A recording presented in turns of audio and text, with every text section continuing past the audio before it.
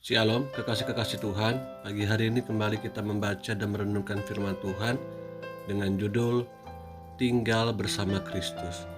Kamis edisi Injil Markus bersama dengan saya, Fani Paendong. Injil Markus pasal 3 ayat 13 sampai 35. Kemudian naiklah Yesus ke atas bukit. Ia memanggil orang-orang yang dikehendakinya dan mereka pun datang kepadanya. Ia menetapkan 12 orang untuk menyertai dia dan untuk diutusnya memberitakan Injil, dan diberinya kuasa untuk mengusir setan. Ke-12 orang yang ditetapkannya itu ialah Simon yang diberinya nama Petrus, Yakobus anak Zebedius, Yohanes saudara Yakobus, yang keduanya diberi nama Boanerges, yang berarti anak-anak guru. Selanjutnya Andreas, Filipus, Bartolomeus, Matius, Thomas, Yakobus anak Alfeus, Tadeus, Simon orang Zelot, dan Yudas Iskariot yang mengkhianati dia. Kemudian Yesus masuk ke sebuah rumah. Maka datanglah orang banyak berkerumun pula, sehingga makan pun mereka tidak dapat. Waktu kaum keluarganya mendengar hal itu, mereka datang hendak mengambil dia. Sebab kata mereka, ia tidak waras lagi. Dan ahli-ahli Taurat yang datang dari Yerusalem berkata, ia kerasukan Beelzebul, dan dengan penghulu setan ia mengusir setan. Yesus memanggil mereka, lalu berkata kepada mereka dalam perumpamaan, bagaimana iblis dapat mengusir iblis kalau suatu kerajaan terpecah-pecah? Kerajaan itu tidak dapat bertahan. Dan jika suatu rumah tangga terpecah-pecah, rumah tangga itu tidak dapat bertahan. Demikian juga kalau iblis berontak melawan dirinya sendiri, dan kalau ia terbagi-bagi, ia tidak dapat bertahan, melainkan sudahlah tiba kesudahannya.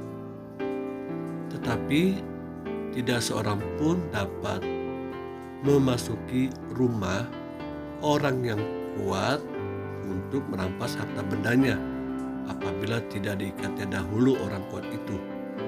Sesudah itu barulah dapat ia merampok rumah itu. Aku berkata kepadamu, sesungguhnya semua dosa dan hujat anak-anak manusia akan diampuni. Ya, semua hujat yang mereka ucapkan. Tapi apabila seorang menghujat Roh Kudus, ia tidak mendapat ampun selama-lamanya, melainkan bersalah karena berbuat dosa kekal. Ia berkata demikian karena mereka katakan bahwa ia kerasukan roh jahat.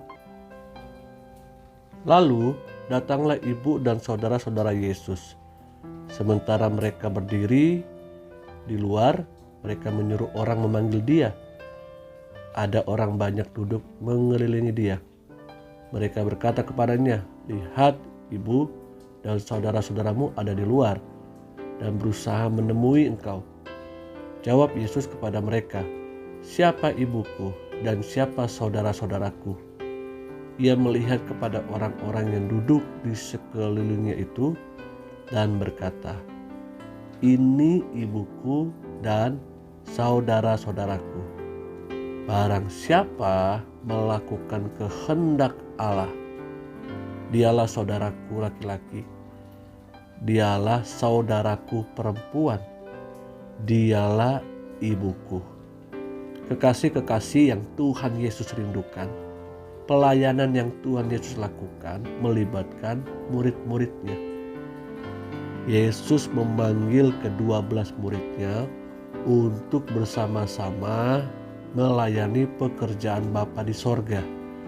Yesus mempersiapkan ke-12 muridnya bersama-sama melayani Yesus mengajar, disaksikan oleh murid-muridnya. Yesus mengusir setan, disaksikan juga oleh murid-muridnya. Bahkan Yesus pun menyembuhkan orang-orang sakit, disaksikan juga oleh murid-muridnya. Di sini kita bisa belajar, kita bisa melihat bahwa Yesus menginginkan kita tidak sekedar tahu apa yang Yesus ajarkan dan Yesus lakukan, tapi Yesus pun mau supaya kita melakukan semua apa yang diperintahkannya, bahkan mempraktekkan kuasa ilahi. Hari ini menjadi tugas kita bersama. Mari dengarkan perintah Tuhan, lakukan perintah Tuhan, bagikan perintah Tuhan, dan saksikanlah, praktekkanlah firman dan kuasanya. Amin.